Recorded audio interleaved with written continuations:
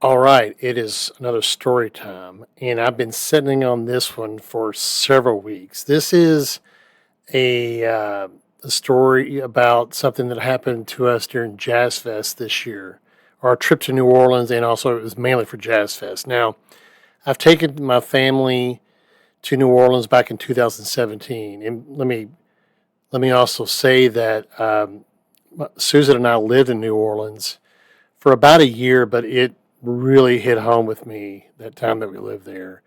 And I've been back, I think, for like over 10 Jazz Fest years, seeing Stevie Wonder, Paul Simon, the Meters, Los Lobos, Galactic, uh, Van Morrison, Santana. I've seen so many incredible artists there.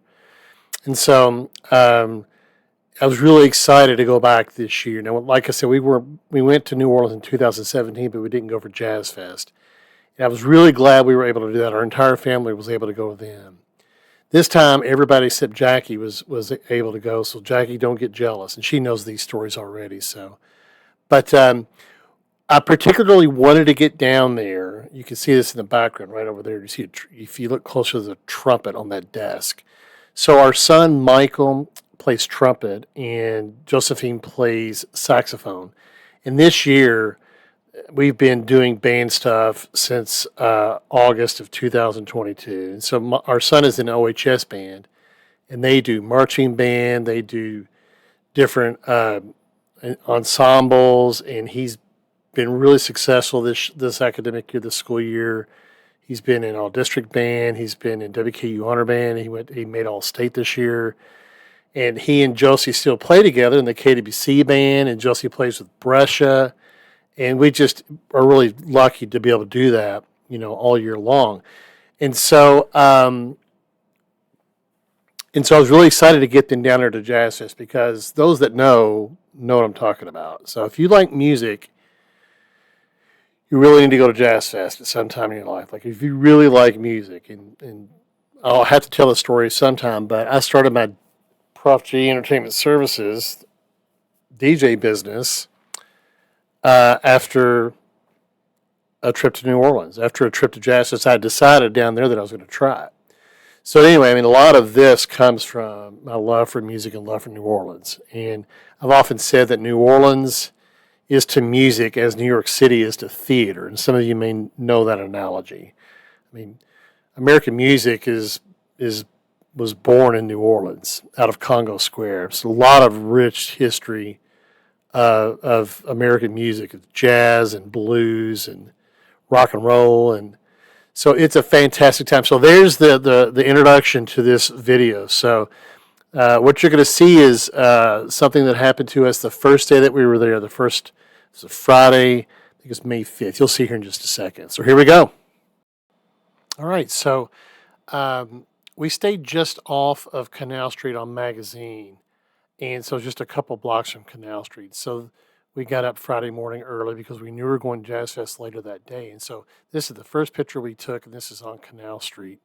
And you also can see this is where the streetcars run and that sort of thing. So we headed on down into the quarter, and we wanted to go to eat breakfast at Cafe Du Monde. So we stopped there to eat, obviously, and we had some beignets, and they were so delicious.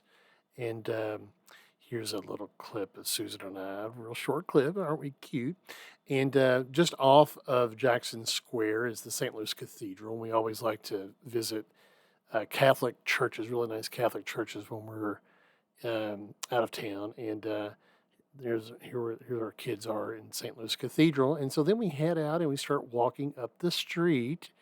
And I turned around to my right shoulder and I noticed somebody.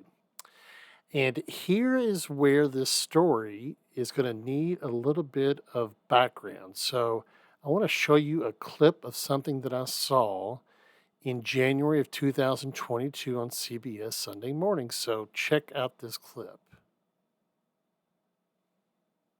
2+ years into this time of COVID, Ted Koppel is taking us to the streets of New Orleans for a refresher course on the healing power of jazz. There are two words you don't normally associate with the streets of New Orleans: quiet and empty. It's not that the music ever stopped in the Big Easy, but with the ebb and flow of the pandemic, there have been times when the music was hard to share. As its name suggests, Preservation Hall was established to preserve the music and the traditions of New Orleans jazz, a place of harmony between generations.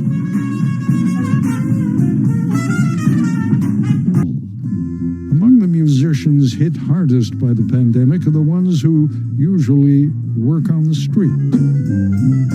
Like millions of other Americans, Doreen Ketchens on clarinet, husband Lawrence on the tuba, and daughter Doreen on drums worked from home. As many of us have learned, Zoom is helpful, but it's kind of flat.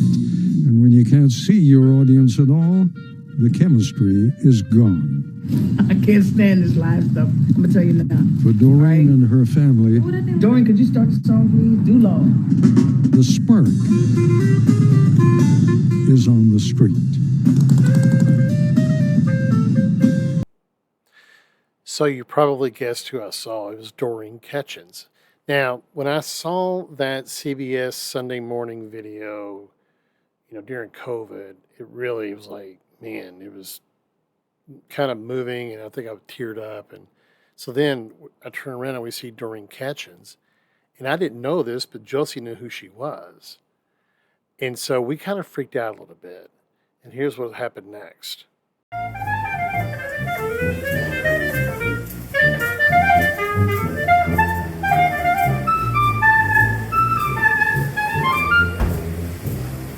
Well, in the name of Jesus, in the name of Jesus, we have a victory. Oh, in the name of Jesus, in the name of Jesus. So yeah, we were super excited, and she was so gracious and so sweet and so kind. And again, we had just got to New Orleans. We just been to Cafe Du Monde, had beignets, went to the St. Louis Cathedral, walk up the street in the French Quarter, and we inadvertently run across Doreen Ketchens. Now, it come to find out that 2 weeks after we met her, she had a very special gig. And here's a little clip about that to wrap it up. Now and again, over the summer, we're going to follow up on some Sunday morning stories we think worthy of an update.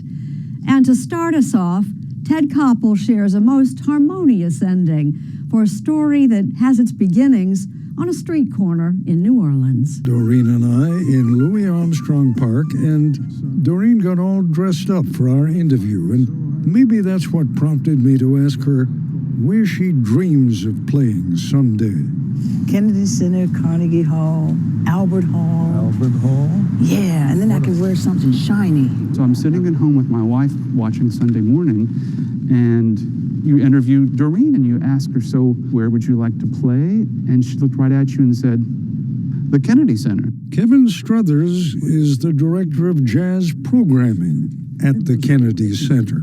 Well, I about fell off my couch. The next morning when I got to work, people were calling, and within a few hours, I had Doreen's cell phone. The first thing she said to me after she let out a little scream was, I should have asked for $1 million. Oh my goodness. There she is. You can figure out where it went from there. By my watch, we're about 10 minutes to showtime. 10 minutes. Please. It's showtime. Okay, good. That's jazz icon Dee Dee Bridgewater passing on some positive vibes. January 30th, 2022. Kevin Struthers is on stage now, telling that story again. Where would you like to play? And she looked right at me and said, the Kennedy Center. I called her. She picked up the phone. I told her who I was. She screamed and said, I should have asked for $1 million. Ladies and gentlemen, please welcome to the Kennedy Center stage, Doreen Ketchens.